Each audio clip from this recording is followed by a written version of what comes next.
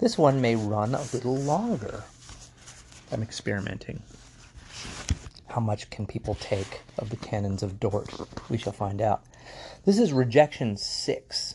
This is rejection of the ideas of those who teach, and here it is, who teach that not every election to salvation is unchangeable, but that some of the chosen can perish, and do in fact perish eternally, with no decision of God to prevent it.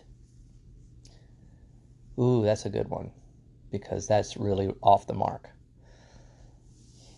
It's losing your salvation. It's to truly believe and then fall away forever. And so your justification is then turned upside down. It's rejected. Your justification doesn't count anymore. And that flies totally in the face of what God's character is. By this gross error, this is the second paragraph, by this gross error they make God changeable. We know he's not changeable. They make God changeable. They destroy the comfort of the godly concerning the steadfastness of their election, knowing that I can't fall from his grace, that once he has saved me, I will forever be saved, is very comforting. So it destroys the comfort of the godly concerning the steadfastness of their election, and contradict the Holy Scriptures, which teach that, quote, the elect cannot be led astray. Matthew 24:24. Let's look up Matthew 24:24, because I think I know what 24:24 says. Okay. For false Christs and false prophets will arise and will show great signs and wonders, so as to mislead, if possible, even the elect. The implication that it is impossible to mislead the elect, that the elect cannot be led astray. So I would agree with that. The elect cannot be led astray, Matthew 24:24. That Christ does not lose those given to him by the Father, John 6:39, and that those whom God predestined, called, and justified, he also glorifies, Romans 8:30. It's pretty good. Objection 7. We reject the ideas of those who teach that in this life there is no fruit, no awareness, and no assurance of one's unchangeable election to glory except as conditional upon something changeable and contingent. That you don't have assurance of your election. There's no fruit, no awareness, except as conditional upon something changeable and contingent. For not only is it absurd to speak of an uncertain assurance, but these things also militate against the experience of the saints, who, with the apostle, rejoice from an awareness of their election and sing the praises of this gift of God, who, as Christ urged, rejoice with his disciples that their names have been written in heaven. Luke 10:20. Let's look at this. The 70 returned with joy. This is Luke 10:17. The 70 returned with joy, saying, Lord, even the demons are subject to us in your name. And he said to them, I was watching Satan fall from heaven like lightning.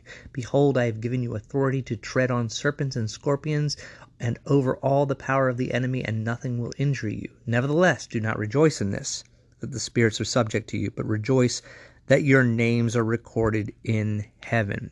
That's the assurance. So Christ is saying you do have an unchangeable assurance. Well, let me see. Assurance of unchangeable election.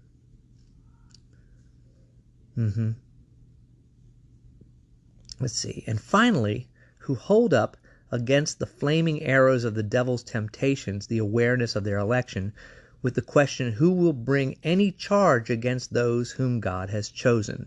Romans 8:33. Notice the supporting texts start to get closer to Romans 9. we've been skirting around it because we've been getting closer with the several passages from Romans 8. Oh, there was a Romans 9:11. Election is not by works, but by him who calls. That was last episode in point 5. Okay, let's move on. Is that's clear to everybody, I'm assuming?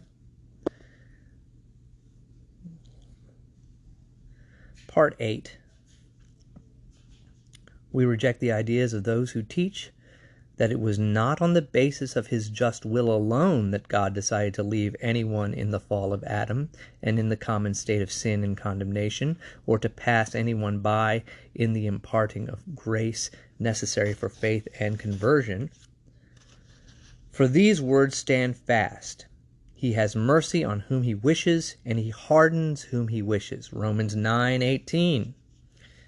And also, to you it has been given to know the secrets of the kingdom of heaven, but to them it has not been given. Matthew 13:11. What we're saying here was that God didn't, it was not God's will to pass over some, to leave people in a state of sin. But here are the scripture verses to support. Likewise, I give glory to you, Father, Lord of heaven and earth, that you have hidden these things from the wise and understanding, and have revealed them to little children. Yes, Father, because that was your pleasure. Matthew 11:25 through 26. Last one, rejection 9. We reject the ideas of those who teach that the cause for God's sending the gospel to one people rather than to another is not merely and solely God's good pleasure, but rather that one people is better and worthier than the other to whom the gospel is not communicated. For Moses contradicts this when he addresses the people of Israel as follows: Behold, to Jehovah your God belong the heavens and the highest heavens, the earth and whatever is in it. But Jehovah was inclined in his affection to love your ancestors alone, and chose out their descendants after them, you above all peoples, as at this day. Deuteronomy 10:14 through 15. And also Christ, woe to you, Chorazin! Woe to you, Bethsaida! For if those mighty works done in you had been done in Tyre and Sidon, they would have repented long ago in sackcloth and ashes. Matthew 11:21. So the rejection is the idea that those people teach that the cause for God sending the gospel to one people rather than to another is not merely and solely his good pleasure, but rather that one people is better and worthier. No. And he even says, let me look it up. Well, here's the passage. Deuteronomy 7:7. The Lord did not set his love on you, nor choose you, because you were more in number than any of the peoples, for you were the fewest of all peoples. But because the Lord loved you and kept the oath which he swore to your forefathers, the Lord brought you out by a mighty hand and redeemed you from the house of slavery, from the hand of Pharaoh, king of Egypt. The love of God comes first, and nothing that we do. In that case, it's numerous.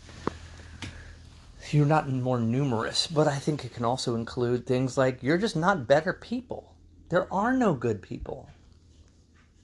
You are not a better person and therefore are elect by God.